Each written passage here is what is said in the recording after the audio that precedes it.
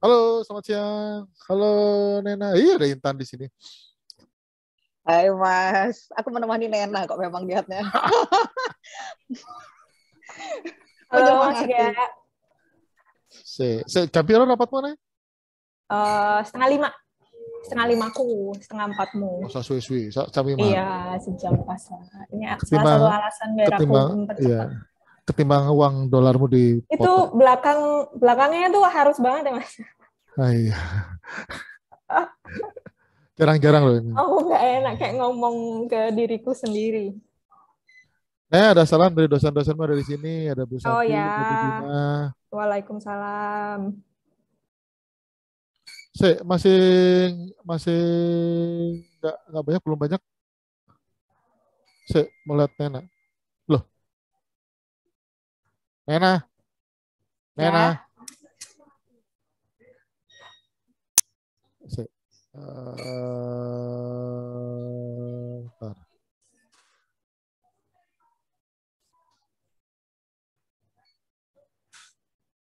Tuh, saya bentar. Loh, kok ada Mbak Dina di situ? Halo Mbak Dina. Hai Mbak. Apa? Pangleng Suaramu kurang keras Mbak Din, nggak denger. Hai Nena. Ya, Mbak Dina. Apa kabar Mbak Dina? Panggilan loh, kita lupa nama lengkapmu itu. Apa? nama lengkapmu. Kita tuh lupa. Oh, asli. ya. Nama- Nama KTP. Ya, nama Kita KTP. kira Nena tuh nama panggilan gitu. Memang. Nggak tahu juga aku. Itu juga yang selalu tak tanyakan ke orang tuaku selama ini. Nggak tahu aku. Loh, nama aslinya dia Apriliana. Ya apa sih?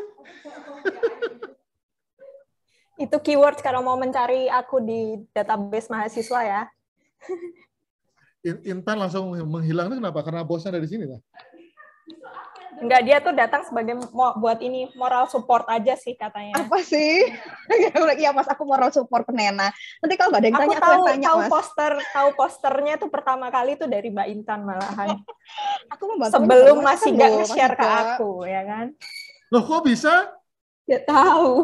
Loh kan aku follow itu, aku kan follow akunnya Komuner lah. Oh iya Terus sih. aku nge-repost dari situ. Iya, terus aku ngeliat di IG ternyata masih gak udah Nena tak nge-share di mention. WhatsApp. Loh, ini masih gak ya WhatsApp, ya udahlah. Lukman, ayo Lukman.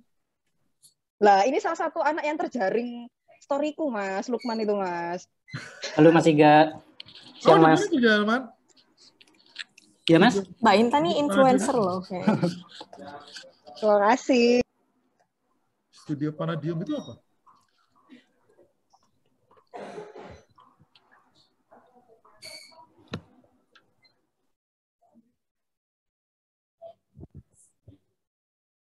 Double cek. Ini yang anak kelas Medcom, FIS sudah semua belum ya? Pada hari itu. Wah, cenderung sih. 1 menit lagi.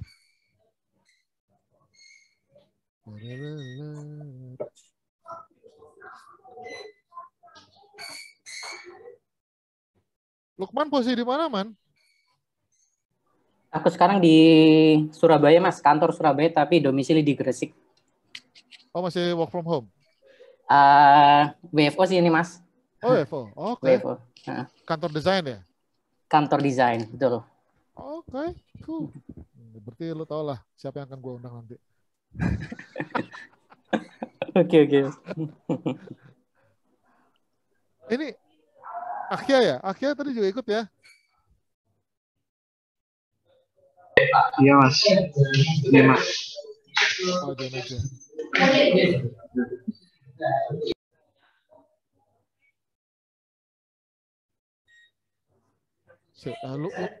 Man, lo anak 2011 kan, Man ya? 2011 Mas, betul. Sama si itu tuh, sama si siapa namanya? Amal ya? Bukan ya? Iya, sama Amal Mas, betul. Sama Amal. Oh iya, Amal terus Amal di Untak Mita, sekarang. Mita, betul. Mita baru selesai sekolah ya, sama si yang di SS. Yang masih lah jadi luar sih Arif Siswanto itu sih Mas. yang Iya, di dia, Polandia. dia Polandia ya. Oh, Betul. kapan hari tak Nah, kontak sih. sering kontakan sih aku sama dia, sharing tentang marketing gitu. Iya, dia sekarang udah pindah kerja kan Betul, di betul. brandnya Eropa. Ya, betul Mas. Betah dia di sana. Dia nggak takut Rusia menyerang Ukraina. Aman sih Mas katanya Mas, aman. Iya, kemarin kasih tahu ada anak komunikasi di Polandia. Cuman ternyata pas aku tahu Lukman di sana, anak komunikasi yang exchange ini udah pulang. Iya, iya. Ini nggak bisa baca. Aku 2017 itu ketemu sama Arif sih Mas di Spanyol waktu itu. Aku main ke Spanyol, kebetulan dia kan Erasmus Plus-nya kan ada apa ya? Ada kuliah juga di Barcelona. Jadi aku ketemu si Arif di Barcelona juga sih. Banyak ngobrol tentang dunia agency gitu-gitu waktu itu. Oh, dia Erasmus Plus juga ya dia? Betul, Erasmus Plus juga, Mas. Oh. Tapi bukan yang Mundus ya, yang Plus. Yang Plus. Oh, oke. Keren. Thank you ya Man, udah datang. Iya Mas, Apa-apa sama-sama. Kan? Kantor lu nggak apa-apa kan kalau kamu Aman. Punya sendiri kok Mas. Ya kan punya sendiri. Kan baru gue mau ngomong oke. Punya sendiri kok Mas. Ya, kalau bosnya ini ngomong udah aman deh. Iya, siap. Sebentar, cek kelas dulu.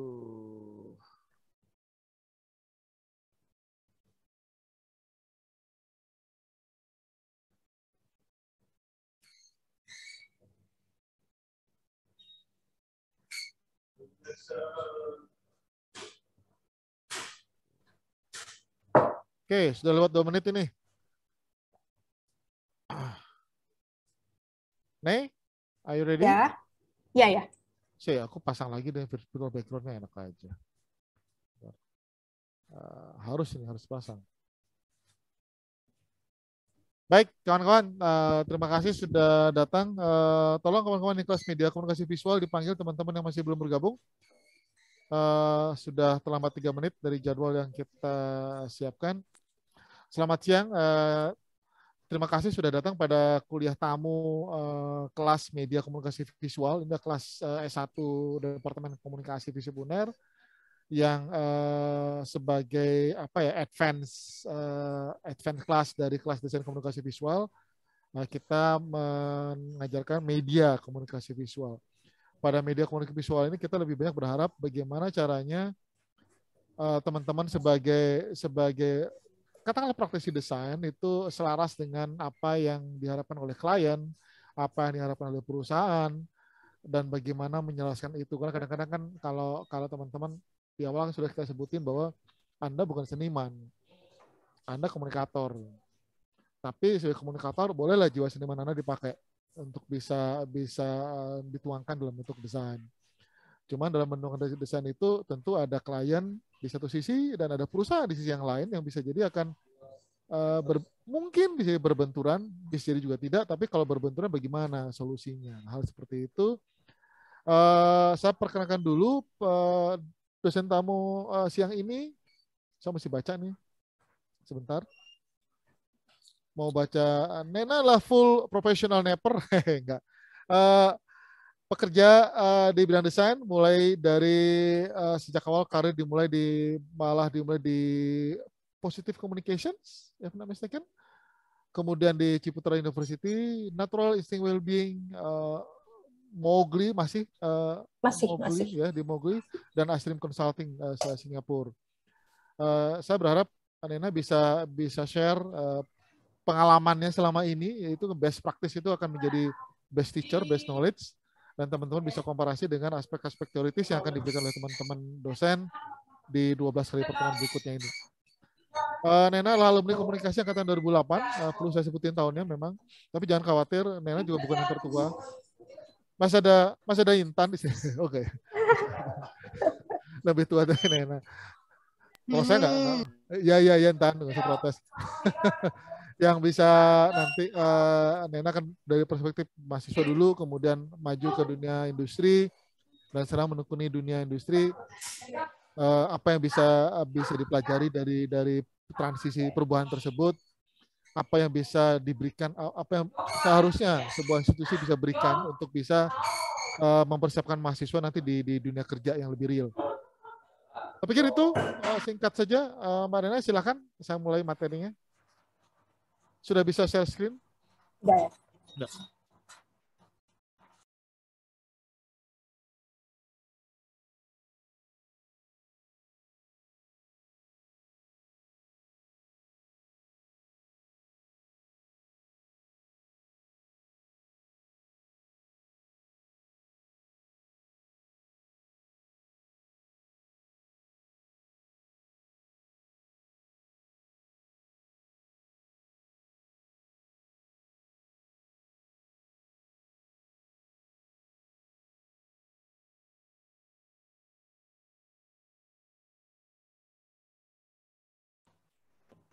Udah screen-ku udah masuk ya, Mas?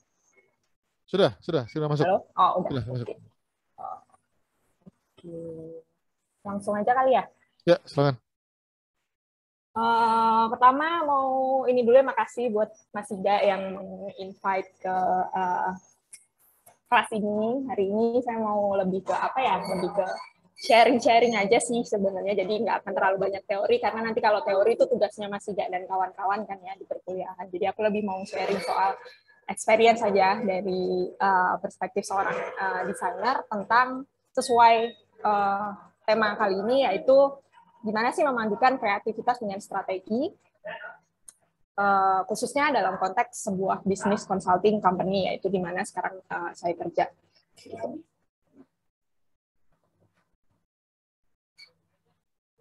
Oke, tadi udah perkenalan singkat ya, jadi ini kayaknya nggak perlu banyak lagi. Perkenalkan, nama saya Neina Ramadhani, saya komunikasi angkatan 2008, 14 tahun yang lalu. Sekarang saya tinggal dan bekerja remotely dari Gianyar, Bali untuk sebuah bisnis consulting company namanya Astrim di Bali, di Singapura. Dan di sela-sela kerjaan di Astrim, saya juga masih mengurus sebuah small digital agency yang saya buat, yang dibuat oleh teman-teman saya.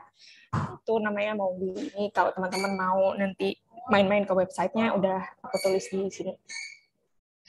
Kemudian next, hari ini kita mau lebih ke sharing aja sih, gimana sih pengalaman saya bekerja di sebuah business consulting agency seputar gimana sih proses kita menemukan atau membuat sebuah brand strategi untuk perusahaan, bagaimana mengimplementasikan hal-hal tersebut, dan gimana sih kreativitas itu bermain di area itu.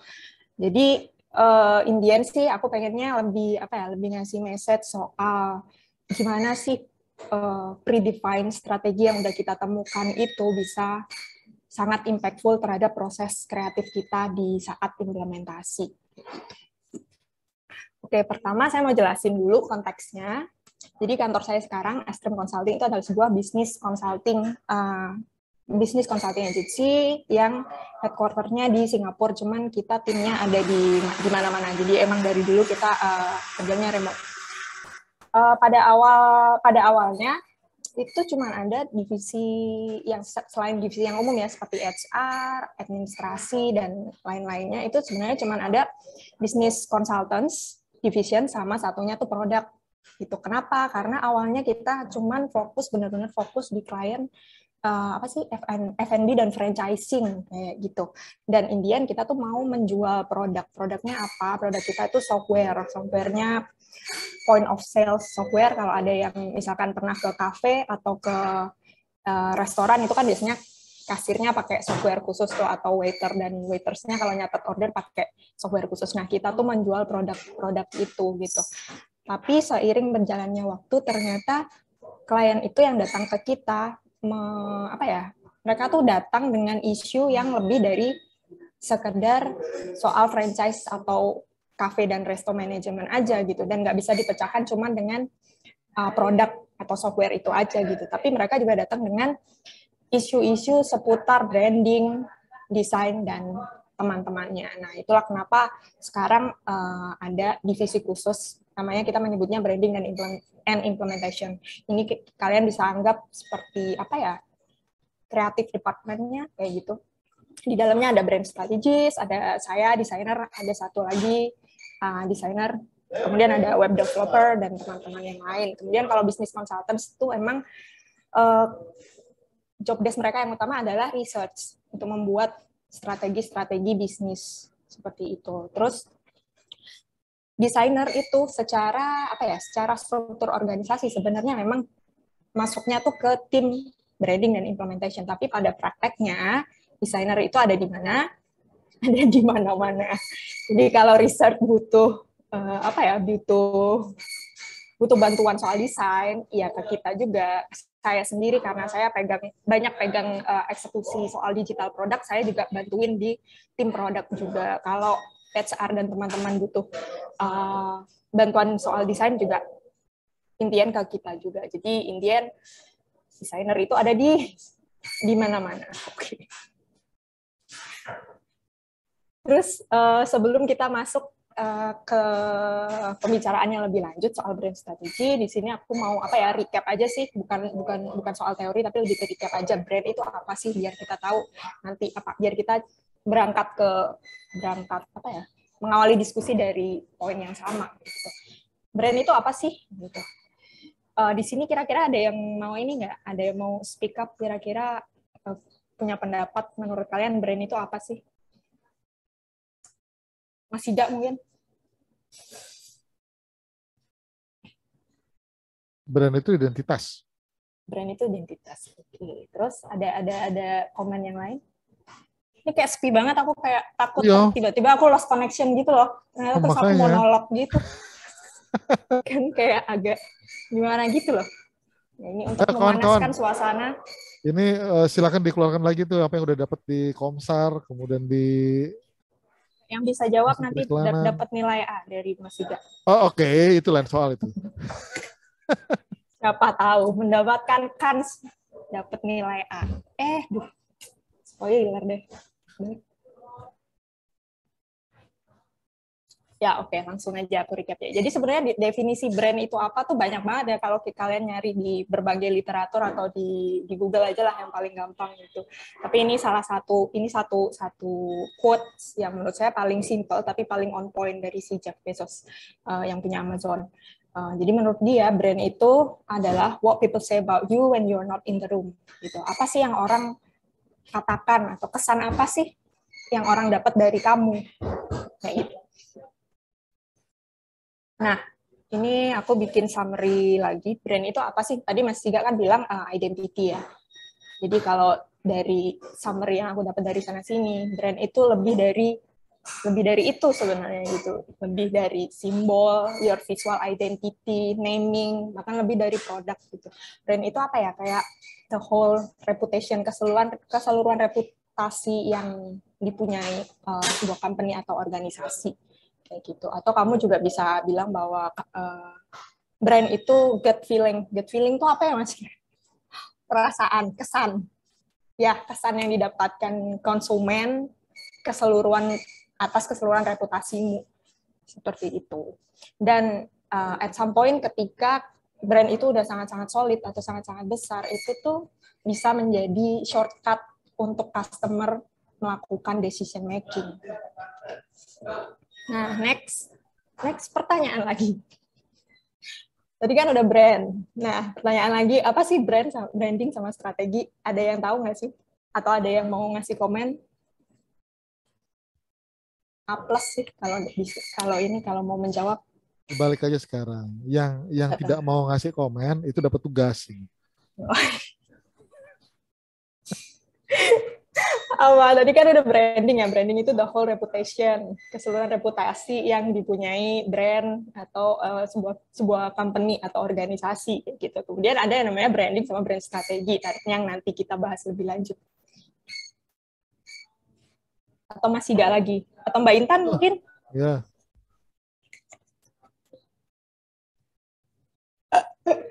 Iya, Hendri, Aulia, Katlia, masa nggak ada yang ingat sih pelajaran Komsar? Saya kan bukan ngajarin Komsar ya. Tuh, Aulia. Aduh, nggak usah raise hand, langsung aja lah ya Mas ya. Iya, langsung aja. Iya, saya coba ya Mbak. Jadi kalau setahu saya branding itu prosesnya dalam mendapatkan makna itu tadi. Kalau brand strategi itu cara-caranya gimana gitu, apa aja yang harus dilalui. Oke. Branding tuh prosesnya, brand strategi itu caranya ya. A+ nih Mas, calon-calon. Jadi kalau berdasarkan apa ya yang bisa aku summarize dari literatur sana sini, mirip sih tadi sama jawabannya siapa? Aulia ya. Jawabannya Aulia. Brand strategi itu bisa kita katakan sebagai sebuah apa ya? Goals, cita-cita ideal yang jadi foundation. Foundation apa sih? Foundation sebuah company untuk menentukan kita itu siapa sih, terus kita tuh harus ngapain untuk mencapai cita-cita ideal ini gitu. Jadi kayak brand strategi itu kayak Bible-nya gitu, the Bible of that company gitu. Sementara branding, bener tadi yang disebut si Aulia, branding itu proses untuk mentransformasikan produk, service, identity dan semua hal dan everything in between itu menuju apa yang udah kita define di brand strategi kayak gitu. Jadi termasuk juga dalam branding itu kita membuat artefak berbagai artefak, simbol, visual identity dan semuanya, dan semua hal yang intinya tuh untuk membentuk menanamkan brand kita di pikiran konsumen kayak gitu. Jadi dari sini udah jelas ya, kayak brand strategi itu adalah foundationsnya apa dan kita mau jadi seperti apa, sementara branding itu prosesnya gitu. Next. Nah, kenapa sih kita perlu branding gitu? Secara garis besar, goal utamanya di ideal goal itu jelas untuk untuk menemukan satu identitas atau keunikan yang akan membedakan kita, brand kita dengan kompetitor kita gitu. Atau kalau mau lebih ideal lagi, to outperform them, untuk melebihi mereka. Cuman sebenarnya nggak semua bisnis harus sampai ke situ sih. Tapi at least untuk tahu apa sih faktor-faktor pembeda yang kamu punya dibandingkan kompetitor kamu, to stand out from the crowd lah istilahnya gitu. Nah, kalau ditarik di di scope yang lebih luas lagi, kalau kita melihat industrinya lagi, kenapa sih kita perlu sebuah brand strategi yang sangat solid gitu? Karena satu, dari sisi konsumennya, customer kita itu sekarang apalagi ya di era digital, mereka di empower sama sosial media dan internet juga gitu. Mereka itu bisa menjadi pengkritik yang paling buruk, tapi at the same time mereka bisa juga loh jadi our ambassador gitu, endorser kayak gitu. Apalagi dengan tadi yang udah saya sebutin, sosial media dan teknologi dan internet, mereka tuh sering berada di kondisi atau situasi yang menuntut mereka untuk melakukan decision making yang sangat-sangat cepat kayak gitu. Mereka juga bisa sekarang tuh konsumen lebih bebas untuk menentukan kapan, di mana dan bagaimana mereka mau berinteraksi ke sebuah brand kayak gitu. Kemudian kalau kita lihat dari marketnya juga, market itu sekarang tiap hari itu selalu ada perubahan dan inovasi kayak gitu. Tiap hari mungkin ada brand baru, setahun mungkin ada puluhan juta atau mungkin malah ratusan juta brand yang muncul kayak gitu.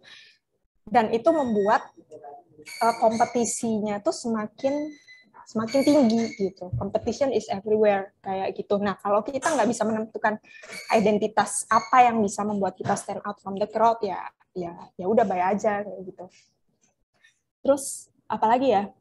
Satu lagi kenapa kita perlu solid brand strategi itu karena ketika kita punya brand strategi yang sangat-sangat solid, dia tuh juga bisa jadi added value, nilai tambahan atas produk atau service yang kita tawarkan gitu. Kita lihat aja misalkan nih kayak brand yang udah sebesar, contohnya Apple kayak gitu ya, kayak orang tuh udah nggak mikir harganya kalau dia emang udah mempunyai kedekatan yang sangat kuat dengan Apple kayak gitu. Kayak ketika dia ditanya, kamu mau beli laptop apa, mau beli handphone apa, dia pasti udah tahu jawabannya kayak gitu, nggak peduli berapa uang yang mereka dapatkan, yang mereka keluarkan kayak gitu. Ini contoh aja, ini salah satu hasil kompetitor mapping yang kita buat untuk sebuah klien tahun lalu. Jadi klien ini tuh sebenarnya bukan perusahaan yang sangat besar ya, kalau mungkin sekitar medium scale tuh mungkin sekitar 50 sampai 100 karyawan lah. Jadi sebenarnya dia nggak besar-besar banget gitu. Dan pasarnya juga sangat limited kayak gitu.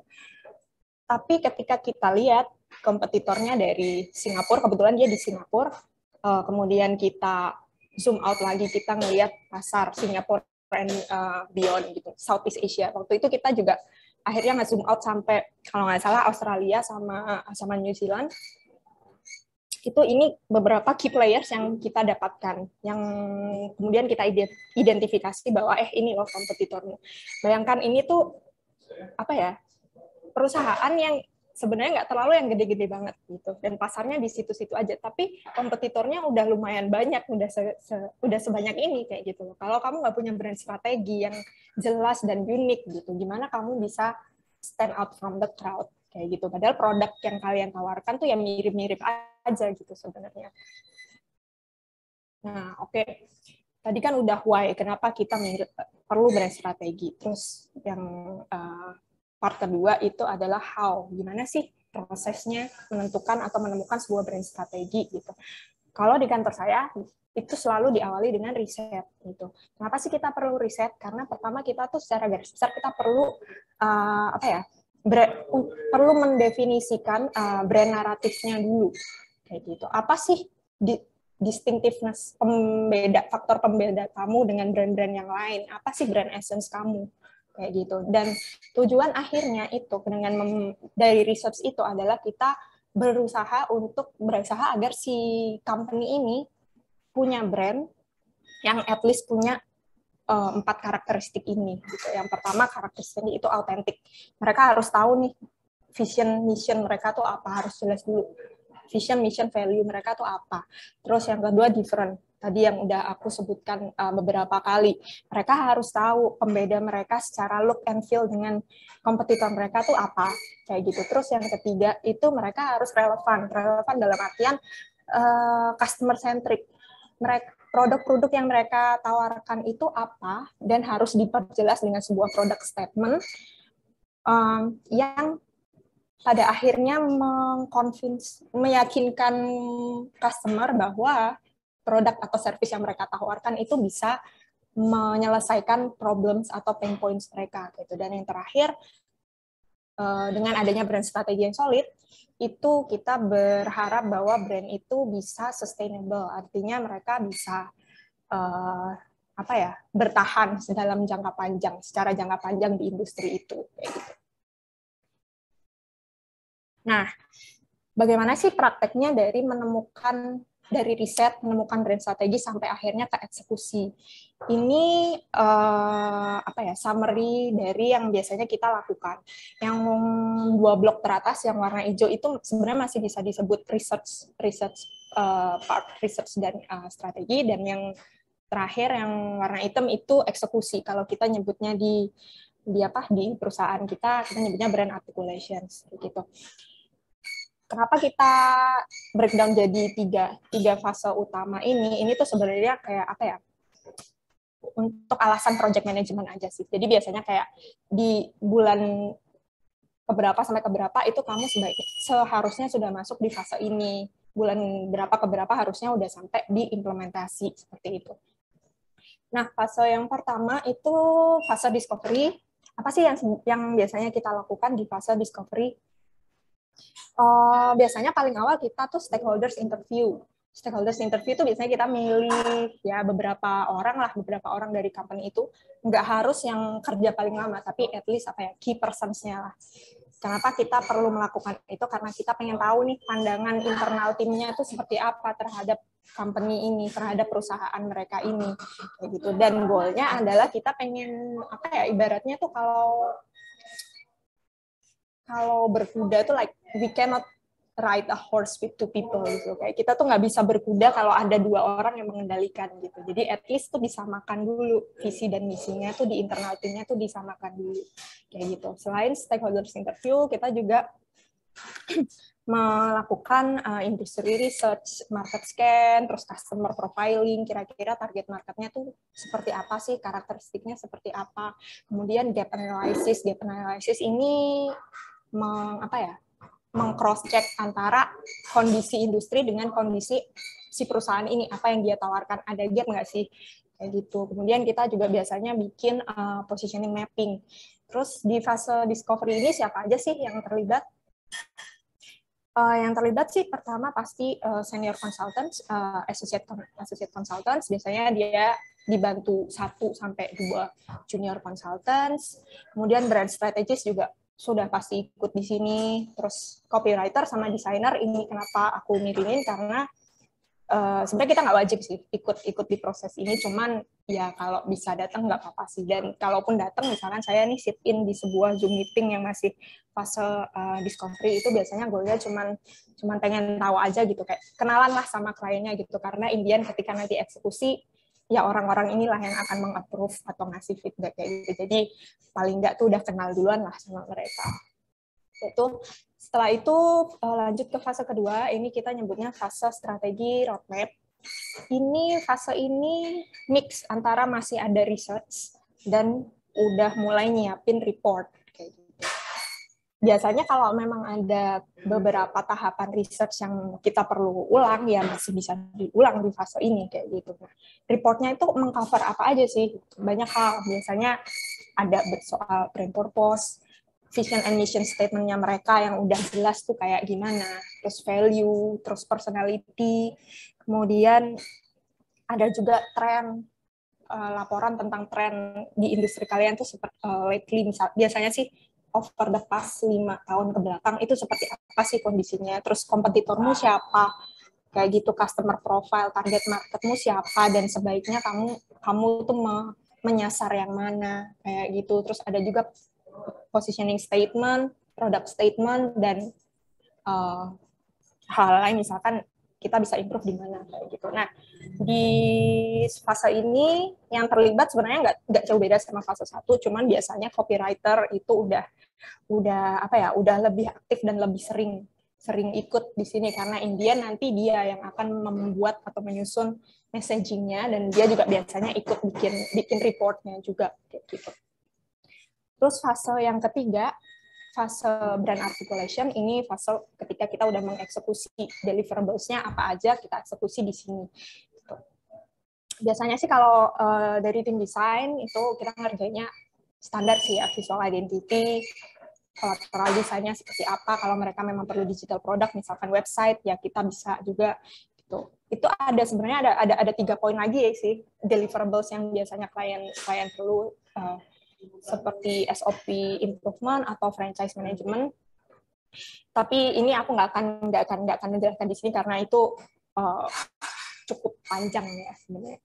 Terus di fase eksekusi ini siapa aja yang terlibat? Brand strategist pasti masih terlibat, cuman biasanya consultants dan researchers itu udah jarang kecuali kita minta bantuan mereka di sini untuk gabung, dan kecuali deliverables-nya tuh ada yang mencakup soal SOP management dan franchise operation management, itu biasanya consultants masih ikut lagi di sini. Kalau misalkan deliverables-nya ada soal website atau soal tech produk yang lain, biasanya juga kita ajak web developer, dan kita juga ada software engineer sendiri. Kayak gitu. Tapi di stage yang ketiga inilah stage yang bisa kita sebut sebagai execution kayak gitu. Sebenarnya masih ada satu step lagi setelah ini, tapi itu tidak terlalu berhubungan dengan design execution sih. Jadi aku nggak akan cawe-cawe di situ. Nah, ini aku nemu satu diagram lagi, satu alternatif model lagi dari Rainfall Branding. Ini hampir mirip sih sebenarnya, cuma agak beda bentuknya aja. Kalau kalian lihat yang di sebelah kiri itu proses penemuan strategi, menemukan vision, mission, bisnis model, dan lain sebagainya. Sementara yang di kanan itu execution. Dua hal inilah yang what makes a brand kayak gitu. Karena kalau strategi aja itu juga nggak akan kemana-mana, kalau execution tapi tanpa strategi juga akan malah kemana-mana kayak gitu. Jadi ini model yang lebih sederhana aja sih sebenarnya. Nah, dari sini biasanya sih timbul pertanyaan ketika kita melalui proses menemukan sebuah brand strategi, dan di sisi lain kita juga harus mengeksekusi. Itu ada best practice nggak sih? Ada the ultimate way to do that gitu. Ada nggak sih cara yang paling sempurna untuk menggabungkan keduanya? Kalau menurut saya sih nggak ada gitu. Adanya itu smart way. Nah, definisi smart itu kayak gimana sih? Kalau kita biasanya menerima satu project, considerations kita itu selain soal strategi yang udah kita temukan dan juga implementasi dalam artian deliverables apa aja sih yang harus kita buat. Satu lagi consideration kita itu soal resource. Resource itu bisa soal timeline, kemudian budget, terus technical efforts yang harus kita lakukan. 3 hal ini yang pada akhirnya menentukan bagaimana kita mengeksekusi sebuah project kayak gitu. Karena gimana ya, strategi aja tapi nggak ada eksekusi ya sedih gitu kan. Terus kalau implementasi atau eksekusi aja tapi nggak ada strateginya juga nggak fokus, malah kemana-mana kayak gitu. Nah, itulah kenapa kita tuh selalu ketika menghandle sebuah project, kita selalu pegang 3 considerations ini gitu. Karena Indian klien atau perusahaan itu mereka tuh nggak cuma butuh strategi gitu, mereka tuh butuhnya eksekusi yang seperti apa ya, eksekusi yang sesuai dengan timeline dan mungkin budget mereka juga kayak gitu. Nah, dari sini biasanya ada pertanyaan lagi gitu kan, apakah itu berarti strategi itu membatasi kreativitas kita gitu di tim implementasi kayak gitu? Kalau menurut saya pribadi ya enggak juga kayak gitu. Kenapa? Karena gini, ketika kita nerima satu brand strategy report yang udah jadi gitu, kayak udah jelas si perusahaan X ini perlu ini brand strategi mereka kayak gitu. Ketika pertama kali kita menerima report itu, biasanya satu metode yang disukai oleh teman-teman, salah satu metode yang kita suka pakai itu ada namanya The Crazy 8. Ini sebenarnya metode desain sprint yang sangat common sih. Jadi nanti teman-teman kayaknya bisa cari sendiri contoh-contoh dan step by step-nya di Google. Jadi Crazy 8 itu pada dasarnya kita sketching tapi dalam waktu yang udah ditentukan. Kenapa namanya Crazy 8? Karena kita sketching 8 craziest ideas dalam 8 menit. Dan itu kita lakukan berulang-ulang. Kayak itu. Jadi walaupun ada strategi, kita tuh selalu berangkat dari kita mengeluarkan ide-ide dan kreativitas kita yang paling gila dulu kayak gitu. Nah, nanti mana yang dieksekusi itu berasal dari yang gila-gila itu tapi kita reduce kayak gitu. Jadi kayak istilahnya tuh kayak kalau kita masak sos gitu, kita mau bikin sos gitu.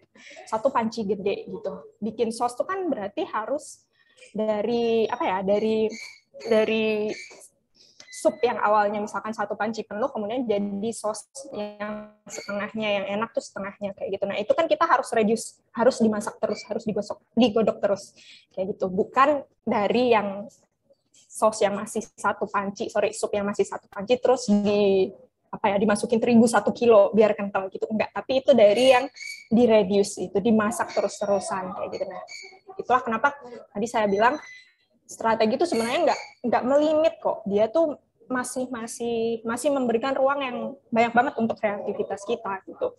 Mungkin sih istilahnya tuh dia bukan melimit, tapi kayak memberikan kita track kayak gitu, kita mau kemana sih kayak gitu, kita tuh mau menyasar pasar yang seperti apa kayak gitu. Contohnya aja nih, misalkan si perusahaan X mau bikin website, website apa, what kind of website kayak gitu, e-commerce misalkan gitu, e-commerce yang seperti apa kayak gitu. Karena kalau kita lihat misalkan nih e-commerce yang ala Jepang gitu, Rakuten gitu, terus kamu habis itu lihat yang e-commerce yang ala Amazon, yang pasarnya lebih ke daerah US gitu, atau mana gitu.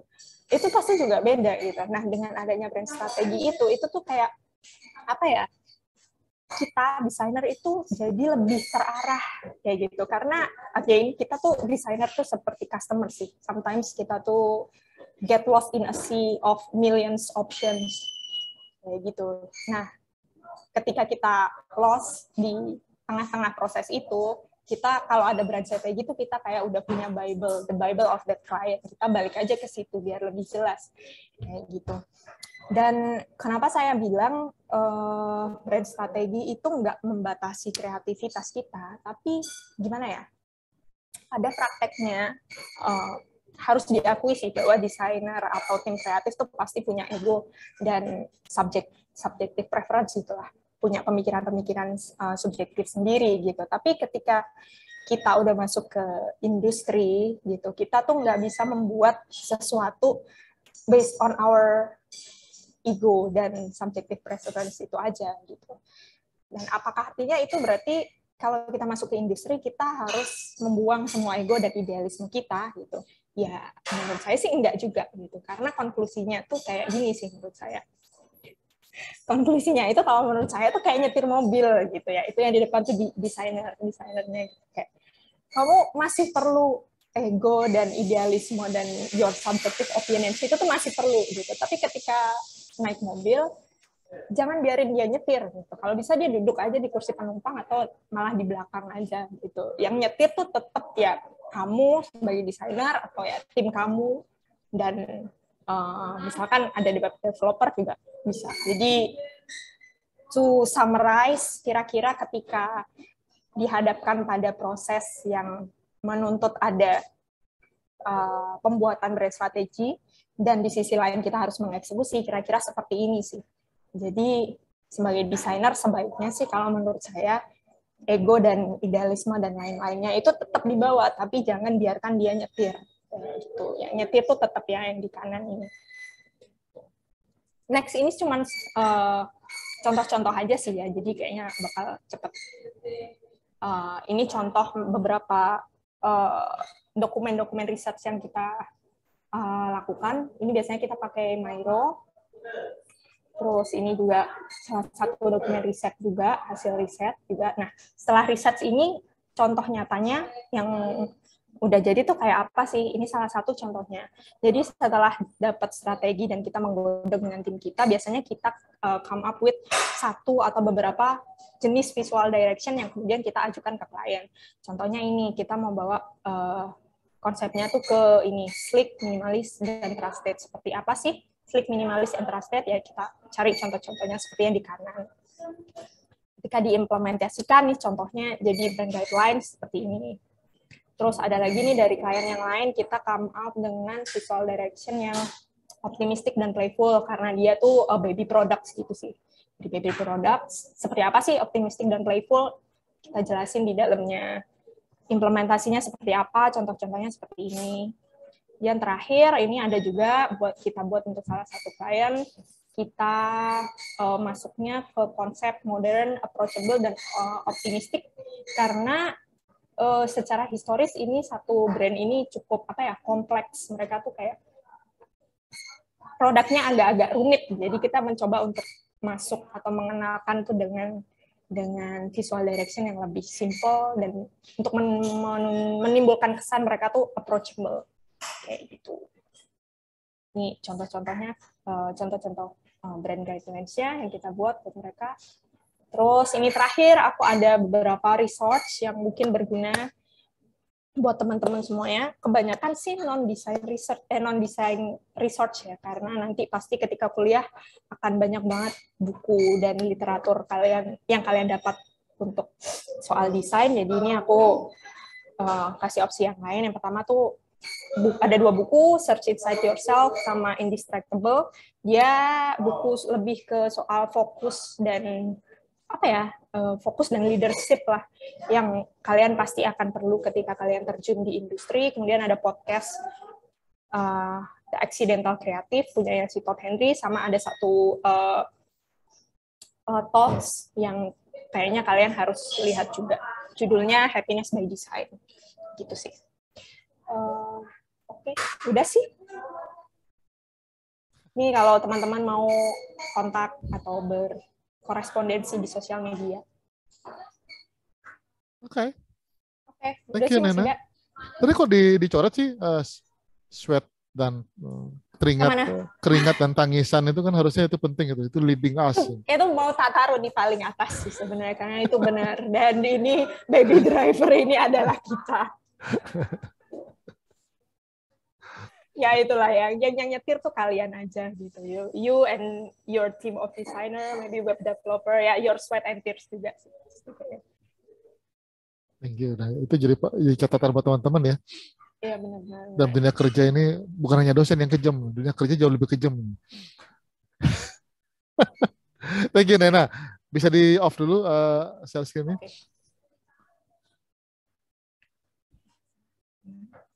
Sambil menunggu, silakan kawan-kawan. Ini Udah, menarik udah. bahwa dalam dunia ini kita sekarang berhadapan dengan cara controlling your ego ya, controlling our idealism. Tidak, tadi saya garis bawahi, tidak dihilangkan, dibawa, cuman direduce, ya, dikurangin atau mungkin diarahkan. Jadi tidak seliar ketika tanpa ada klien segala macam. Ya, benar. Jadi itu kuncinya kan. Teman-teman kan, ya saya bisa paham bahwa kita kadang punya ini kan, wah saya sukanya kayak gini. Tapi kalau klien Biasanya bilang, kalau baru lulus tuh harus ada fase di situ dulu sih. harus ada fase berbenturan gitu maksudnya. Oh, kalau fase berbenturan tuh seterusnya pasti ada. Kayak harus ada fase ngeyel dulu, itu udah pasti sih. Ada fase ngeyel dulu. Ada, menarik. Tapi begitu langsung berhadapan dengan klien begitu langsung ngeyel kan enggak juga kan? Gimana ya? Kalau aku sih gini ya, kadang-kadang tuh kalau berhadapan dengan klien gitu, maksudnya misalkan mereka nggak setuju ini atau nggak setuju itu, nggak setuju yang kita propose lah istilahnya.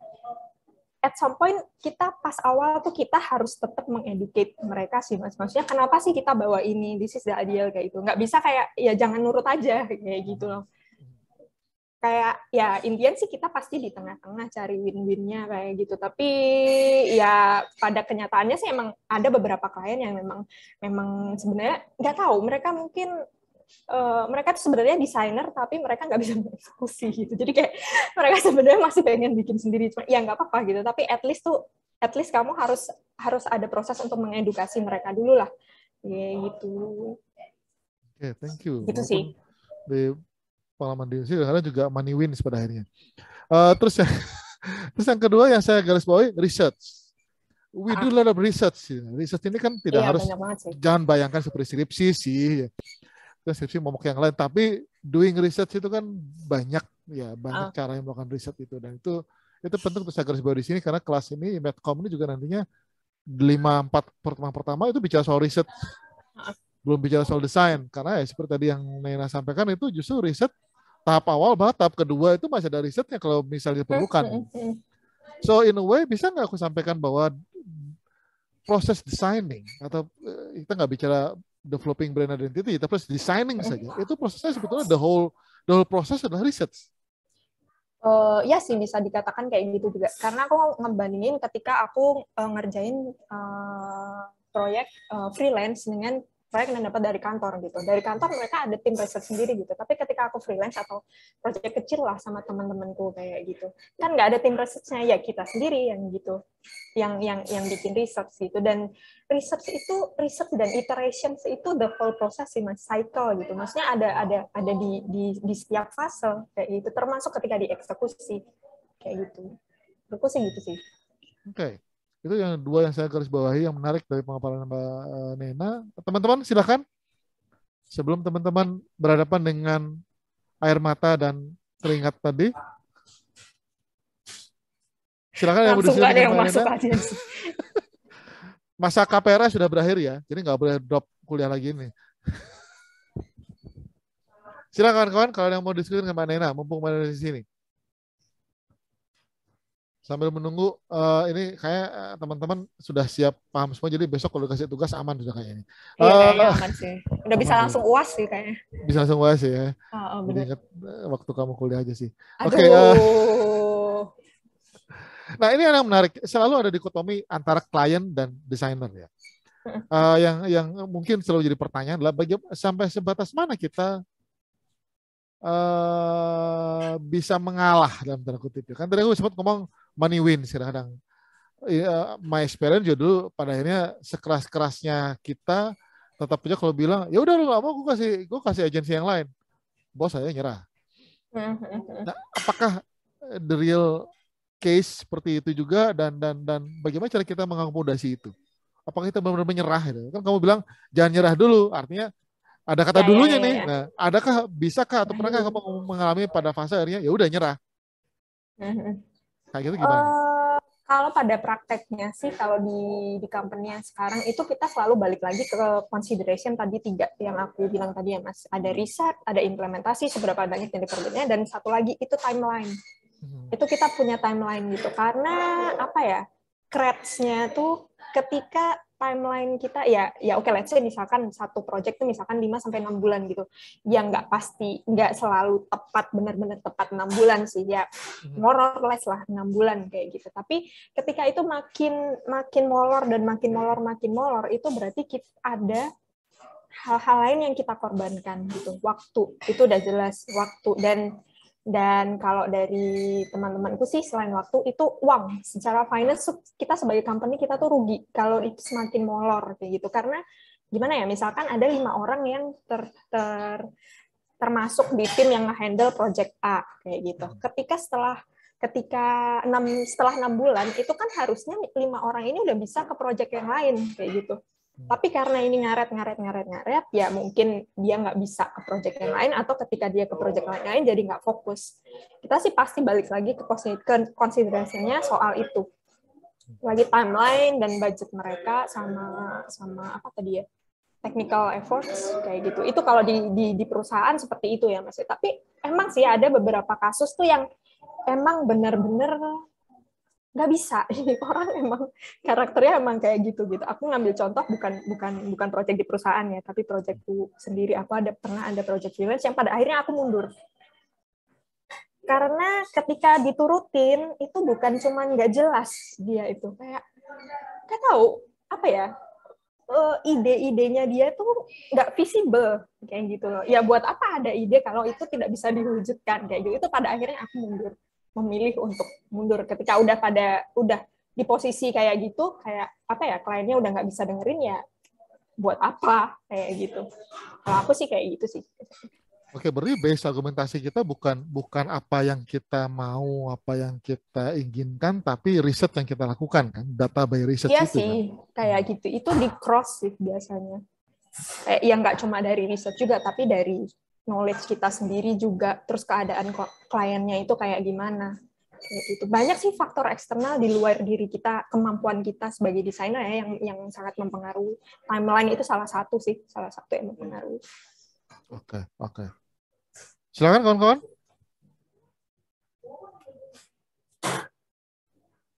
Ini nih silence ini killing banget loh kalau kita. Saya nggak tahu teman-teman. Mic-nya rusak nih. Ini semua sudah diupdate belum software mikrofonnya? Atau ada yang mau sharing sih? Maksudnya nggak harus. Iya, nggak harus tanya, sharing pengalaman. Saya disuruh pacar mendesain kartu undangan perkawinan. Sedih saya. Biasanya gampang sih. Oh enggak sih, nggak gampang juga. Iya, karena yang jadi pemplaynya bukan dia gitu. Silakan. Ariel, dia, Elsa, Katlea. Ditunjuk aja Bang Mas. Ini karena begini mereka siap terima tugas nih, Nek. Biasanya begitu, Nek. Kenapa? Sorry. Mereka siap terima tugas biasa kalau diam ini biasanya. Oh iya. Tapi enaknya kelas online kayaknya gitu sih. Silakan Ariel. Kelas offline kan langsung. Sudah on mic nih, silakan. Iya. Terima kasih kesempatannya Mas Iga. Oh ya, halo Mbak Nena. Iya, halo Nena. Aku mau nanya, mungkin ini nggak terlalu terkaitan secara teknis dari brand strategi dan lain-lain. Cuman mungkin sebagai graphic designer kita sering mengalami namanya Ariel. Atau apa itu untuk Nena udah. Iya, sorry putus-putus ya suaranya. Iya, sudah putus ya, Ariel. Oke. Saya coba off, terus saya ulangi pertanyaannya. Iya, nggak apa-apa. Boleh. Jadi ini pertanyaannya, kan Mbak Nina sendiri udah kayak terjun lama di dunia desain gitu. Saya mungkin desain ini baru mulai kuliah gitu kan. Terus ini tuh udah kayak sering suntuk gitu kalau misalnya buntu masalah ide dan lain-lain gitu kan. Nah, untuk Mbak Nena sendiri yang udah lama banget terjun di dunia desain dan masih ada di dunia desain, ini gimana atasi desainer blog ini sih? Kalau misalnya nggak ada ide. Ya, burnout gitu ya. Yes. Iya, Mbak. Ya, itu permasalahan sehari-hari sih sebenarnya. Kalau aku sih biasanya apa ya, ketika ada satu project, sebenarnya burnout tuh nggak cuman karena proyeknya sulit sih. Kadang-kadang yang simple aja kalau emang lagi burnout ya udah nggak bisa aja kayak gitu. Kalau aku sih biasanya step pertama yang aku lakukan ketika mengalami designer block kayak gitu adalah aku stop kerja. I stop designing, I do other things. Kayak gitu. Tapi stop designing bukan berarti kamu kayak ya udah aku rebahan aja seminggu tidur, enggak gitu. Tapi kamu stop designing tapi kamu melakukan hal lain gitu yang istilahnya itu tetap produktif ya. Apa kayak masak kayak olahraga kayak gitu. Just lakukan hal-hal lain yang bisa mendistract sebentar dari situ gitu. Tapi jangan lupa untuk balik lagi. Kayak gitu sih. Atau ketika burnout itu datang pas pas proyeknya tuh timeline-nya lumayan ketat. Itu biasanya saya melakukan hal lain tapi masih di proyek itu. Jadi gini maksudnya. Misalkan nih saya bikin website gitu. Harusnya hari ini tuh aku udah bikin the whole homepage sepanjang itu yang misalkan 10 sections gitu. Tapi aku burnout banget kayak gitu. Tapi aku nggak bisa totally meninggalkan si project homepage ini karena timeline-nya lumayan mepet nih kayak gitu. Nah, yang aku lakukan adalah aku melakukan hal yang gampang-gampang dulu, yang nggak terlalu mikir. Misalkan nih nyari fotonya dulu lah, atau bikin navigation bar-nya dulu aja lah, nggak usah bikin yang gede-gede dulu gitu. Like lakukan hal-hal yang kecil aja, yang penting ada yang dilakukan. Tapi kadang-kadang gini.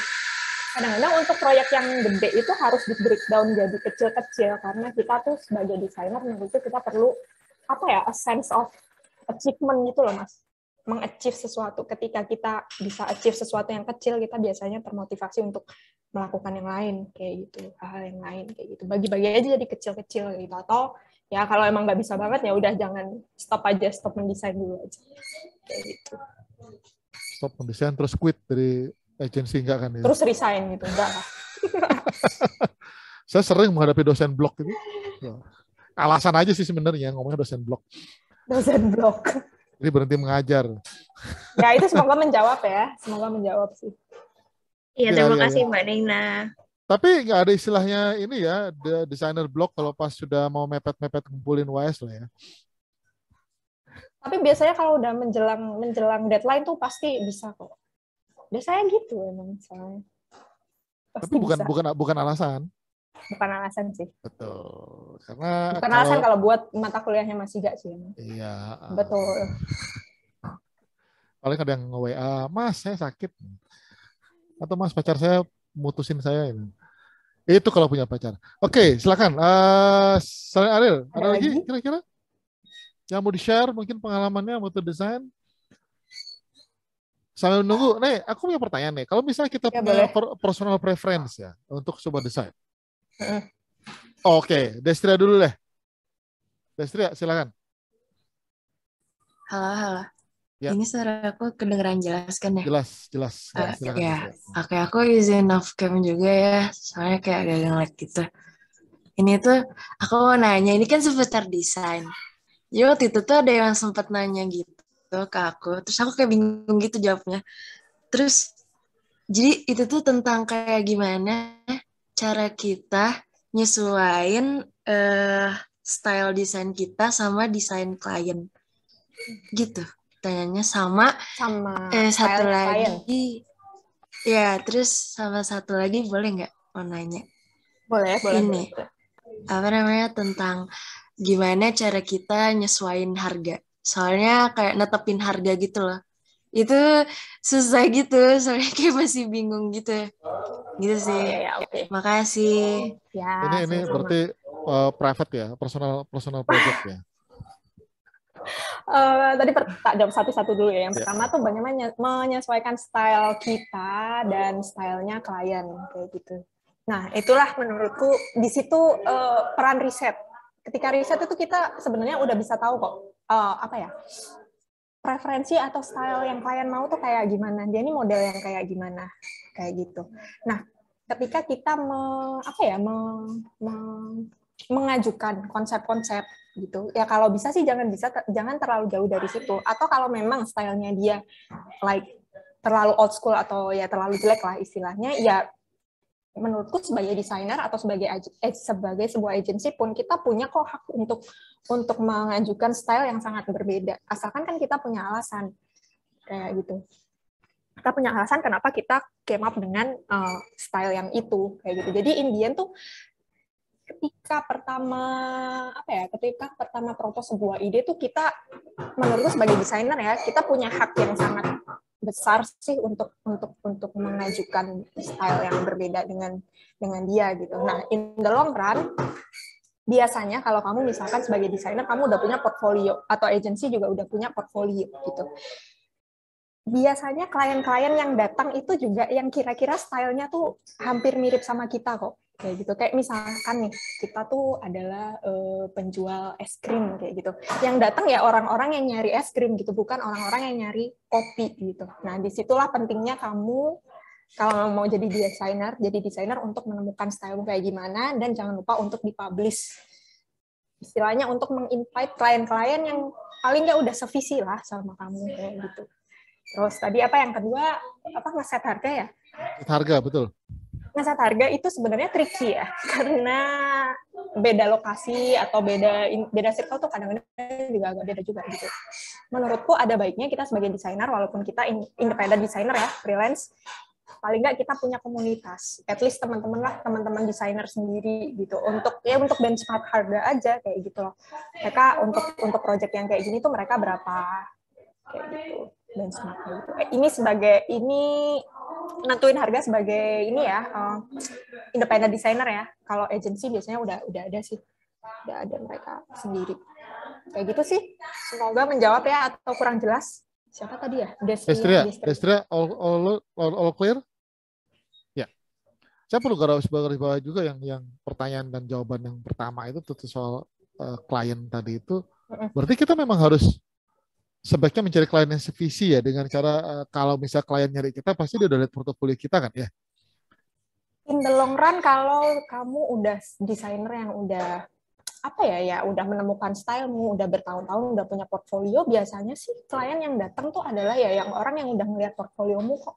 Kayak gitu. Kayak orang misalkan datang ke aku gitu, nggak mungkin dia minta aku bikin ilustrasi karena aku nggak ngerjain itu. Kayak gitu.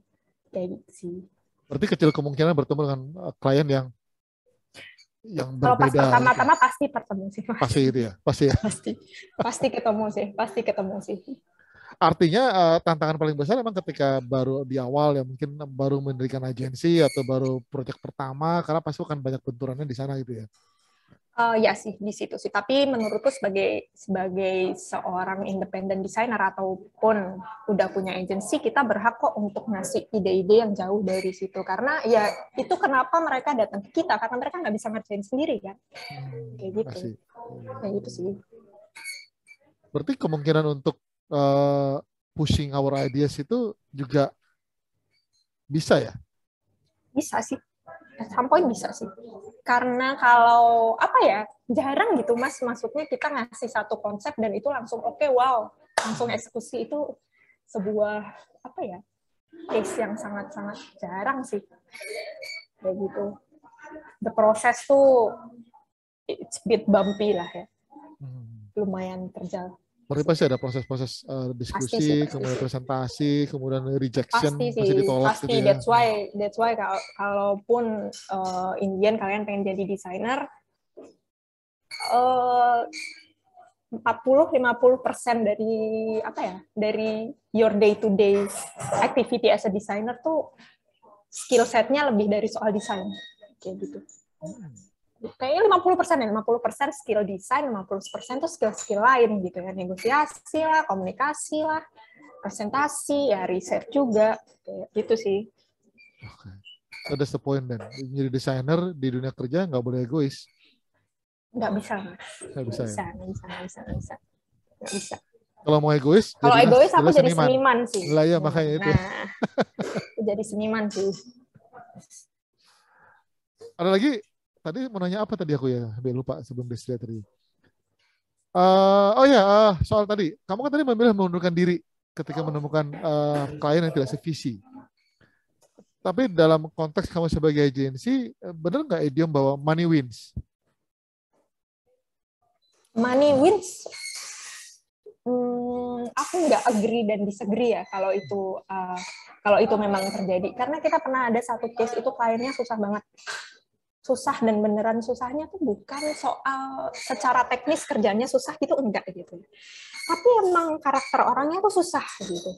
Susah dijelaskan ketika kita propose idea, dia tuh nggak bisa visualisasi, harus benar-benar dieksekusi dulu baru dia kasih feedback kayak gitu-gitu.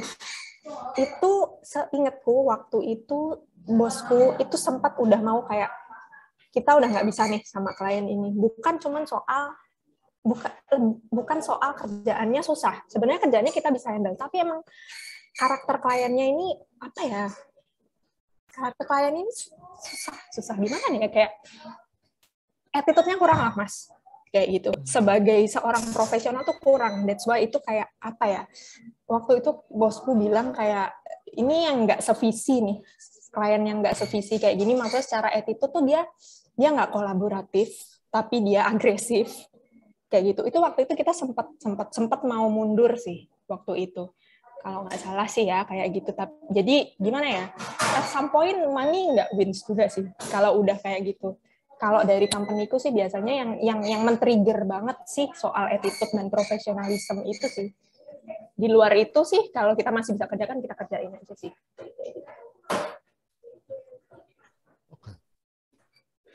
Oke, thank you, Nay. Artinya tapi mungkin karena perusahaan kamu juga sudah well established kali ya, jadi bisa punya posisi tawaran cukup kuat.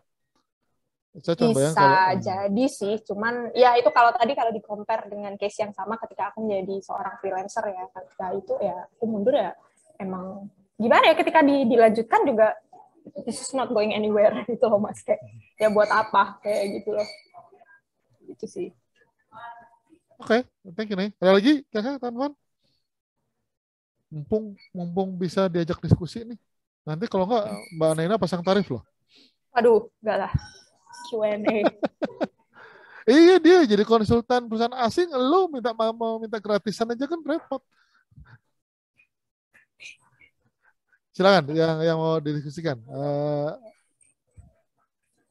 Tia mungkin, Aulia, Aditya, Elina, silakan Elina. Oke, halo selamat siang Mas Ika, selamat siang Mbak Naina. Saya Elina. Sorry banget sebelumnya nggak bisa on cam. Oke, yuk. Jadi sebenarnya saya penasaran aja sih.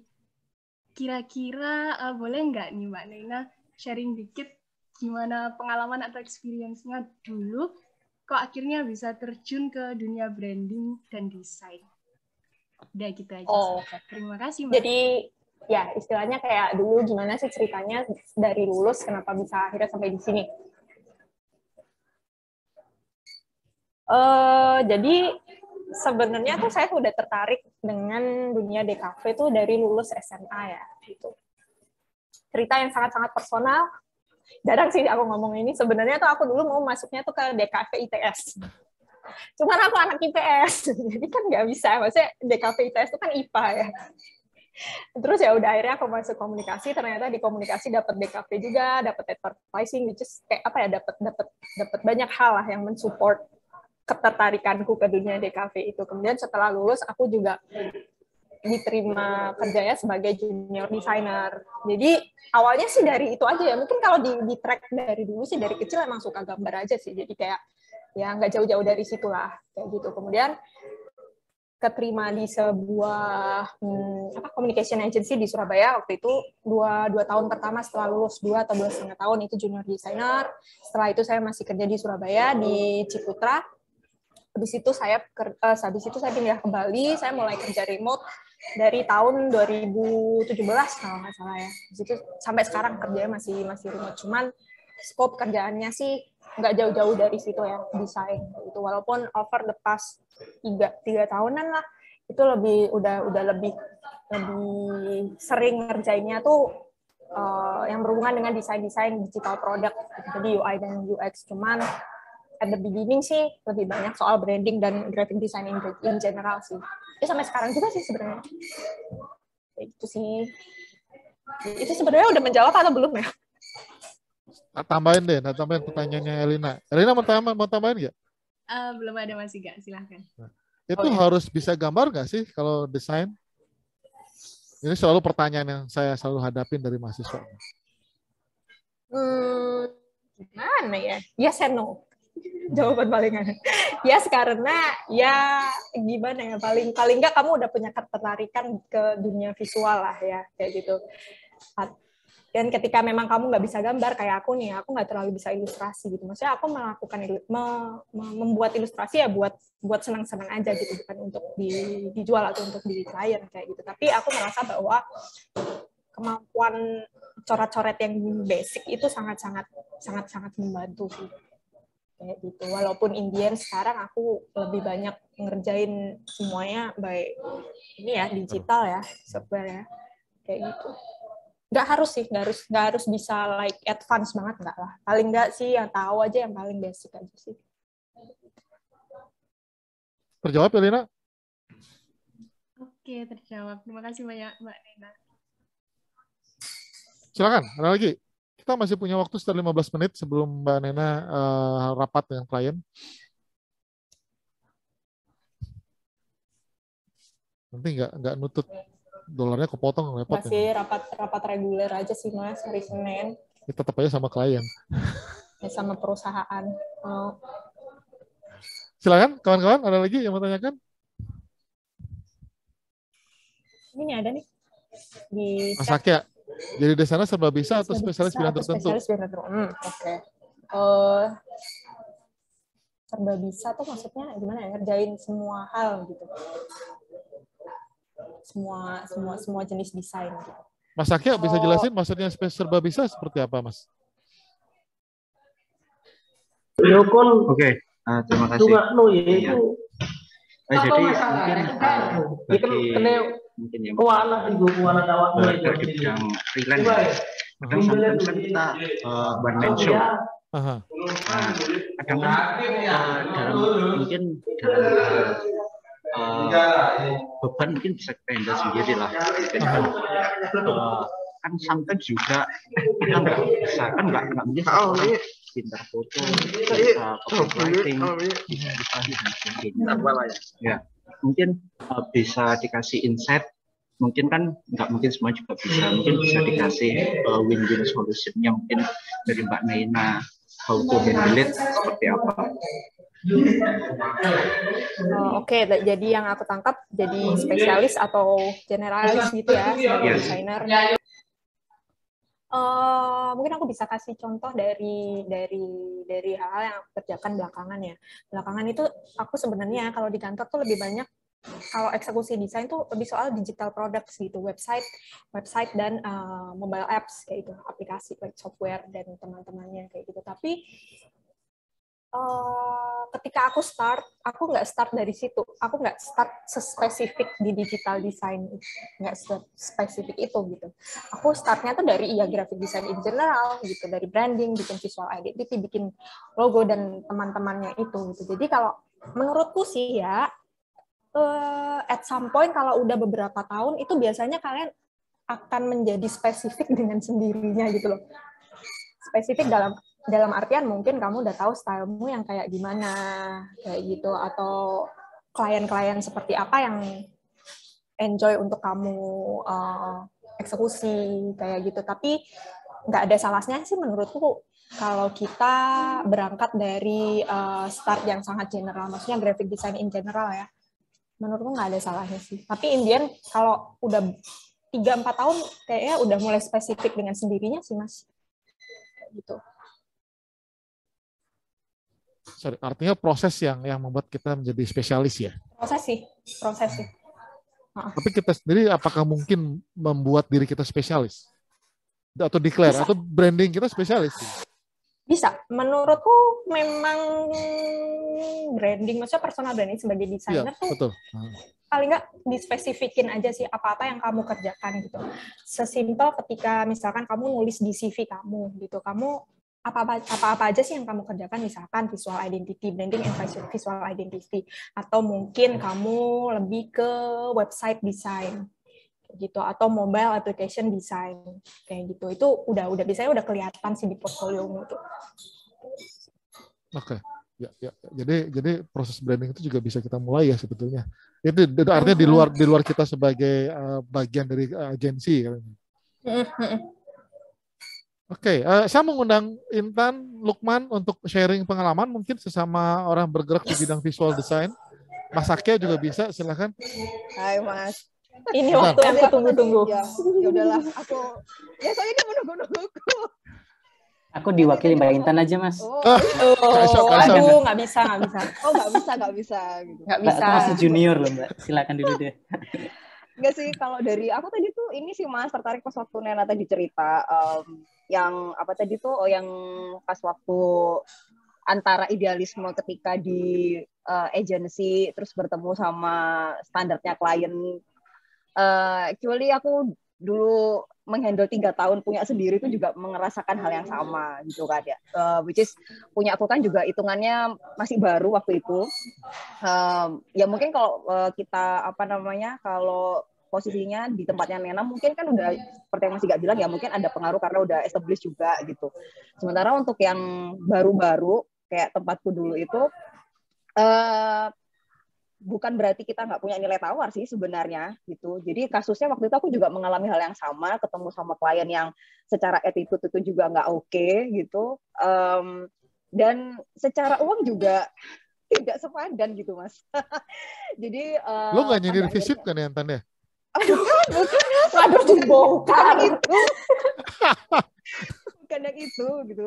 Ya, jadi kliennya masih eksis sih, bisnisnya sampai sekarang luar biasa. Tidak menyangka juga di tengah pandemi masih bisa eksis dengan kondisi yang kayak gitu. Dan ya, I mean dulu tuh pada akhirnya juga kita nggak tahan lama juga sih Mas gitu, karena memang di tim desain sendiri itu kan kita juga punya apa ya, punya load-nya sendiri, terus kita sebagai agensi juga punya punya standar sendiri juga sih sebenarnya gitu. Awalnya mungkin oke, kita coba dulu gitu sebulan 2 bulan. Makanya kalau di tempatku dulu tuh kan term yang paling pendek itu adalah 3 bulan sebenarnya gitu. Jadi 3 bulan kalau oke ya diterusin gitu. Semisal awalnya kontraknya sama orang ini 6 bulan tapi ternyata 3 bulan tidak bisa diajak berkolaborasi enak atau nggak kooperatif orangnya, di kasusku dulu kami mengajukan untuk berhenti sih Mas. Ya sih, dan itu kan kalau di agensi kan gimana ya Mbak Intan ya, kayak udah ada klausul-klausulnya gitu. Betul. Term-termnya dan klausul-klausul itu emang dibuat untuk kalau ada hal-hal kayak gitu. Cuma memang kalau untuk yang baru awal-awal baru bikin sih memang sering kali tuh ya palu gada ya Mas Iga. Jadi semua diterima aja gitu ya.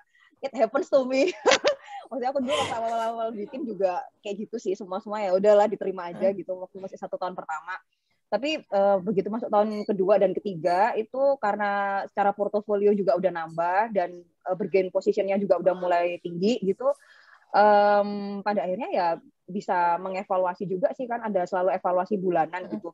Kalau memang dirasa di bulan ketiga gitu udah nggak terlalu bisa diajak bekerja sama, biasanya sih kita menawarkan diri untuk mundur saja daripada tidak optimal gitu. Karena banyak kasus juga Mas Iga sekarang itu kan banyak klien yang misalnya awalnya minta difokusin untuk oke, kita minta tolong untuk desainin aja dong kayak gitu. Tapi kemudian dalam perjalanannya minta lebih gitu, kayak misalnya kok desainnya bagus sih tapi kok nggak menjual kayak gitu. Desainnya nggak menjual, nggak convert to sales pada akhirnya kan kayak gitu Mas. Jadi balik lagi sih karena memang ternyata banyak, setahu Intan juga gitu, agensi-agensi yang memang mereka tidak berbasis data ketika membuat sebuah desain gitu, atau bikin branding guideline atau branding strategi itu tidak didasarkan pada sebuah basis data yang cukup kuat gitu ya.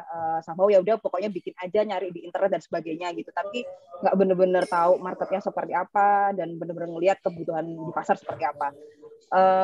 Ya itu, jadi kasusnya banyak yang kayak gitu sih Mas.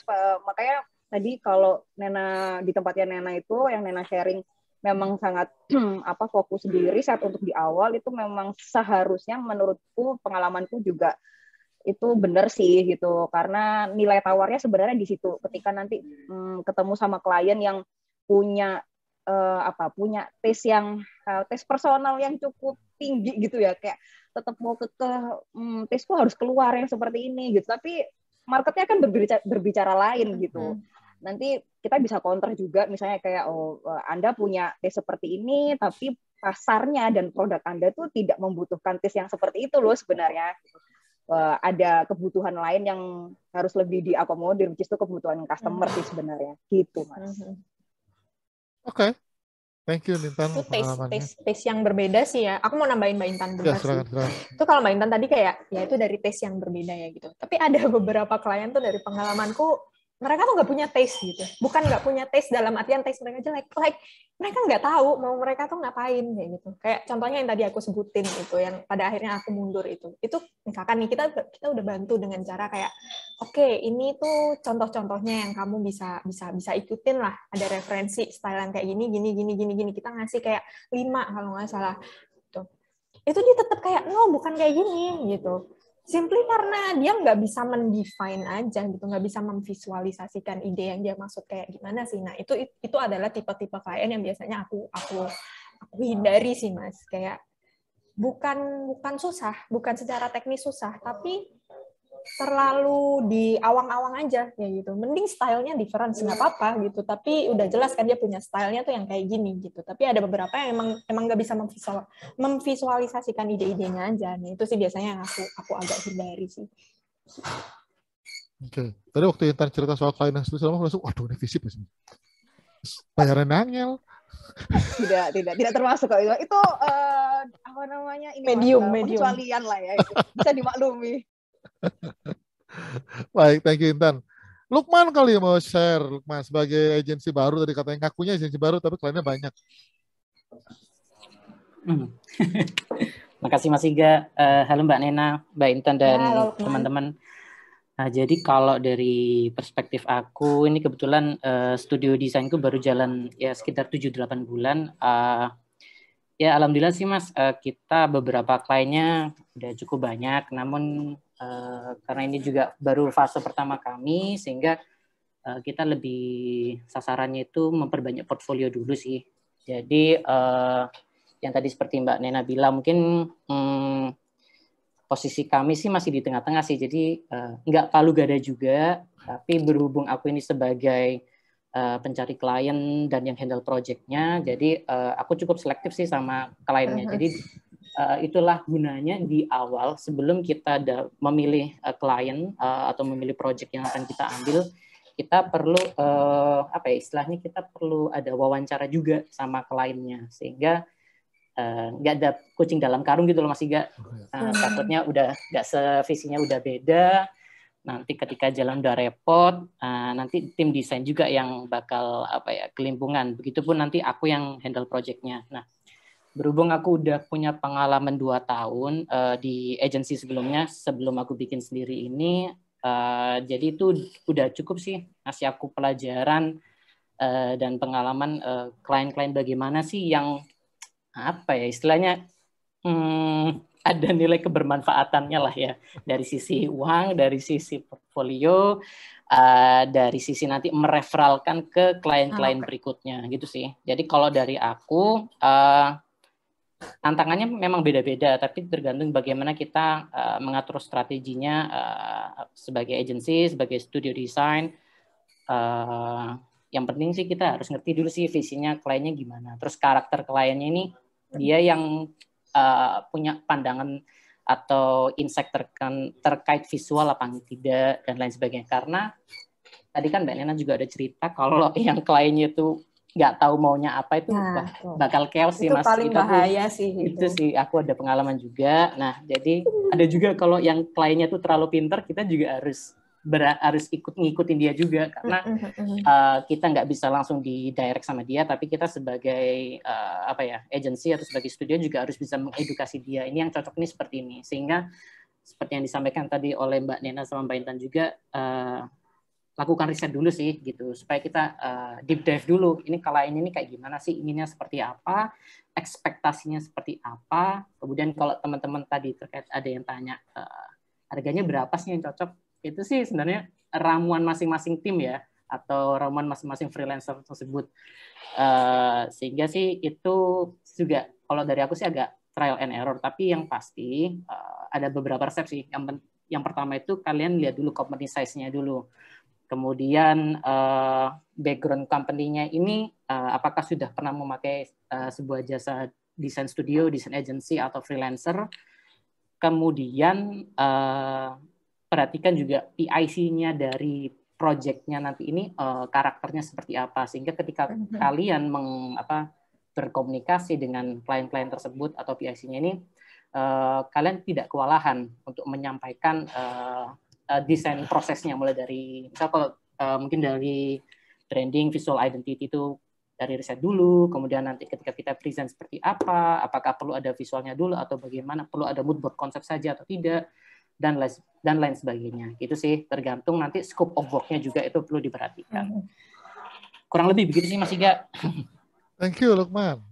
Tambahan yang berharga buat diskusi kita nanti. Kawan-kawan ada tambahan lagi? Mau diskusikan ke Mbak Nena? Saya juga sudah lewat 5 menit dari yang saya janjikan. Mbak Nena mungkin closing remarks? Remarks apa ya? Closing remarks sih kalau dari ini aku summarize dari diskusi kita tadi ya.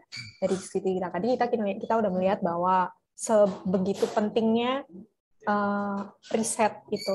Bukan cuma buat eksekusi aja sih, riset ini penting, strategi dan riset ini penting, tapi juga buat kita sebagai the whole agency gitu. Karena tadi si Mas Lukman juga bilang kan, kalau kita udah melakukan riset ke kliennya sendiri, kita jadi tahu kliennya tuh karakternya seperti apa kayak gitu. Nah, kalau kita udah bisa melakukan riset dan eksekusi itu, ya jangan lupa untuk display, disebarkan gitu, diberitahukan lah ke orang. Jadi orang-orang nanti yang datang ke kita itu adalah yang paling nggak tuh udah 50% sevisi gitu sama kita. Mereka tahu bahwa kita melakukannya tuh dari riset gitu loh. Kita nggak bisa langsung eksekusi kayak gitu sih. Aja sih. Thank you Nena. Iya, riset menjadi komponen yang sangat vital di sini ya, ketika kita nggak hanya bicara desain.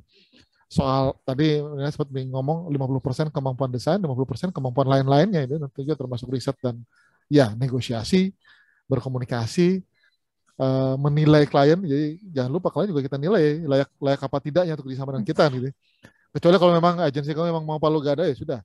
Di sana money wins-nya, money talks-nya bicara di sana konsep itu. Tapi saya sepakat dan saya senang sekali kalau dari awal teman-teman yang bergerak di bidang desain di dunia kerja itu menyebutkan bahwa riset itu penting. Itulah kenapa sehingga kami tidak merasa salah sekali menyusun silabus mata kuliah ini, bahwa kenapa pertemuan awal itu riset semua, karena itu tadi.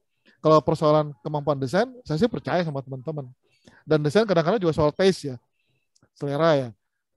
Satu orang menyebut tidak cocok, tapi yang lain menyebut cocok. Nah, itu kan itu tadi personal brandingnya masing-masing desainer atau agensi yang bicara di sana. Tapi riset itu menjadi common language untuk semua di proses desain. Bahkan tadi Mbak Nana sempat menyebutkan the whole process ada riset sebetulnya dalam beragam bentuk. Ada riset-riset yang tanpa kita sadari ketika kita melakukan proses desain itu juga melakukan riset juga gitu.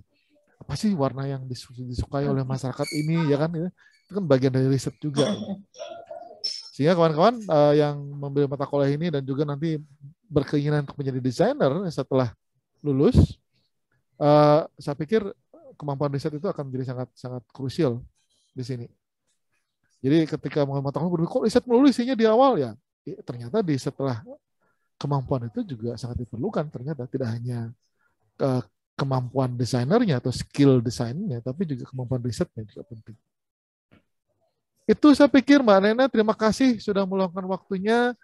Mbak Intan, terima kasih Mas Iga dan teman-teman semuanya. Mas Lukman sudah meluangkan waktu untuk hadir di sini, berbagi sedikit. Dan teman-teman juga sudah bertahan untuk mengikuti ini. Dari yang mungkin yang tidak ikut mata kuliah ini, terima kasih juga sudah datang.